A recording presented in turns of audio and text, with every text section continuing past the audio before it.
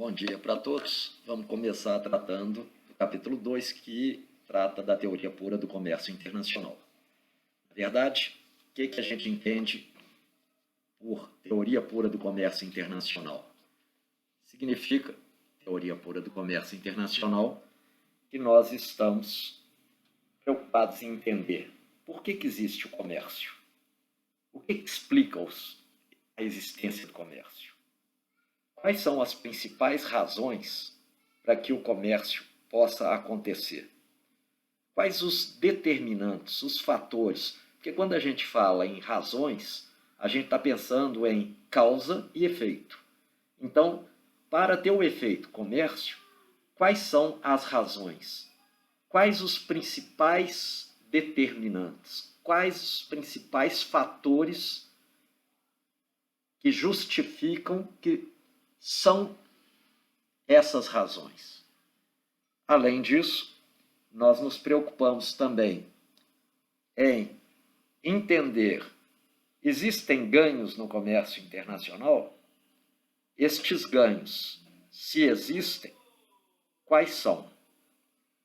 Bom, uma questão que é importante de a gente observar é que a teoria pura do comércio internacional trabalha com a ideia de economia real. O que a gente entende por economia real? A economia, a gente sabe, ela visa produzir bens e serviços para atender a necessidade humana. Quando a gente está falando em economia real, nós estamos pensando, então, naquela quantidade de bens e serviços em termos concretos, em termos físicos, que as pessoas terão condições de gerar e de usufruir. Então, a produção, gerar bens físicos e usufruir, o consumo, a satisfação, a obtenção da satisfação pelo consumo. Ora, a gente sabe muitas vezes que para que as pessoas tenham condições de usufruir dos bens, eles precisam ter dinheiro. A gente sabe que os bens têm valores, que têm preços. A gente sabe que os indivíduos só conseguem ter a quantidade de dinheiro suficiente necessária para comprar os bens pagando aqueles valores dos bens, se os indivíduos trabalharem e receberem uma soma de dinheiro pelo trabalho. O que acontece aqui é que a gente está o tempo inteiro raciocinando com a questão monetária. O que a teoria pura faz? Ela deixa de lado, ela afasta a preocupação com a moeda, com a existência do dinheiro. Ela trabalha com fatores que a gente chama de fatores reais. O que significa isso? Os fatores reais são, basicamente, os recursos produtivos ou fatores produtivos, terra, capital e trabalho, e, além de terra, capital e trabalho, a gente tem a preocupação em como combinar da melhor maneira terra, capital e trabalho para gerar o maior resultado, ou seja, a tecnologia, a técnica, o processo produtivo. Muito bem, é importante a gente levar em conta que, se a gente vai deixar de lado aquilo que eu acabei de falar para vocês, que é que as pessoas têm que trabalhar e, trabalhando, vão receber uma renda que permita elas comprarem, se nós estamos afastando de lado essa preocupação com a existência e o uso do dinheiro, então o que a gente tem que pensar? Que os economistas antigos, quando começaram a tentar identificar as razões do comércio, o que passava pela cabeça deles era o seguinte: eu sou trabalhador, eu vou trabalhar numa fábrica de sapato. Se eu vou passar ali numa fábrica de sapato uma semana trabalhando, e se naquela semana eu produzir com o meu trabalho 10 unidades de sapato, 10 pares de sapato, Então, eu cedi meu trabalho em uma semana, que é uma coisa visível, física, 10 horas de minha presença lá na fábrica, produzi 10 pares de sapato e, ao invés de receber dinheiro para comprar o sapato, no final da semana o dono da fábrica virou para mim assim: Paulo, você trabalhou, produziu 10 pares, leva 2 para você. Então, meu salário seria dado também em termos de objetos físicos, como sapato, que eu participei da produção. Então, a ideia toda é essa. O dono do couro vai levar algum sapato também em pagamento pelo couro que ele cedeu. O dono de instrumentos do trabalho, como linha, como agulha, como a máquina de costura, que seja, vai levar também, em termos de sapato, a sua remuneração. Então, toda a produção que foi gerada, ao ser distribuída entre aqueles donos dos fatores, eu, Paulo, trabalhador, o cara que emprestou a linha, a agulha, a máquina de costura, o tear. Não é o tear, porque aqui não é tecido, é sapato. Aquele camarada que emprestou seus fatores para que o sapato pudesse ser produzido numa dada quantidade naquela semana, cada um vai levar para casa exatamente a sua participação, a sua contribuição para o total de sapatos gerados, de tal maneira que a produção toda de sapato no final da semana foi parar na mão de todos os agentes que participaram da produção. Então, daí porque toda aquela quantidade de sapatos dada em pagamento, que a gente poderia aqui, só para facilitar, chamar de renda, toda essa renda esgotaria a totalidade de sapatos. Eu falei que eu fiz 10, mas se a fábrica fez 30 sapatos, os 30 sapatos seriam distribuídos. 2 para mim, 12 para aqueles que fizeram o fornecimento de couro e outros materiais necessários para o sapato, sola, borracha, o que for. E o restante seria para o dono do capital dos instrumentos que foram utilizados, a agulha, a máquina de costura, etc. Então, no final das contas, todo produto teria virado pagamento e nós iríamos, no mercado, fazer a troca de esses produtos que nós colaboramos para produzir o sapato com outras pessoas que trabalharam na produção de outros bens e que também receberam, fosse remédio, fosse feijão, fosse roupa, essas outras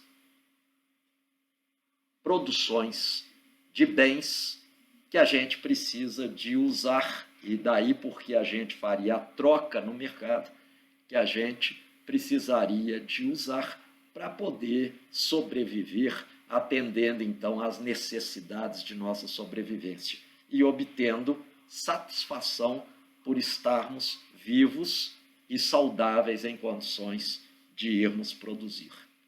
Então, lembrando, a ideia é toda de que a economia funciona à base dos fatores reais.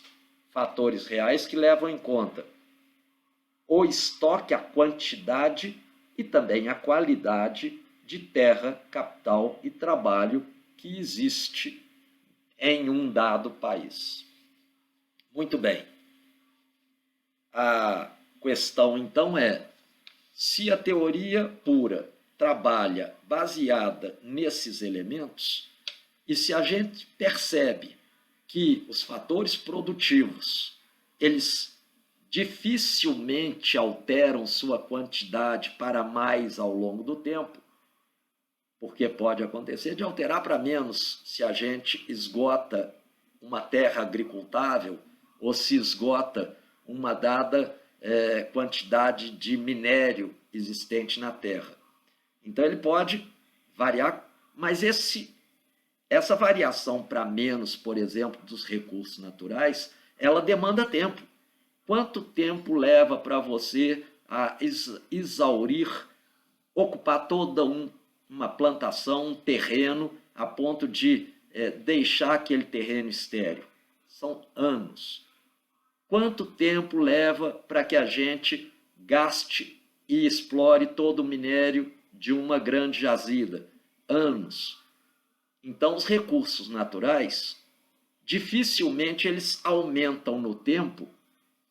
E por que isto? Porque para aumentar no tempo, teríamos que fazer evoluir os mecanismos, as formas, a tecnologia de exploração. Mas tecnologia, a gente sabe bem, o know-how, o fazer como, o como explorar a mina, muda, mas muda muito devagar. A gente sabe que lá da época ainda do século XIII, do século XIV, quanto tempo a produção agrícola demandou para que descobrissem técnicas modernas, como rodízio de culturas, que conseguissem descobrir a possibilidade de produzir não apenas naquelas terras agricultáveis, mas também fazendo o aproveitamento de várzeas, de brejos, de pântanos, aterrando parte dessas regiões. Então, leva muito tempo. Da mesma maneira, para que a gente crie instrumentos de trabalho, também demanda muito tempo. Instrumentos mais simples, nem tanto. Mas instrumentos cada vez mais sofisticados, como eu falo, um alto-forno leva 5 anos para ser produzido.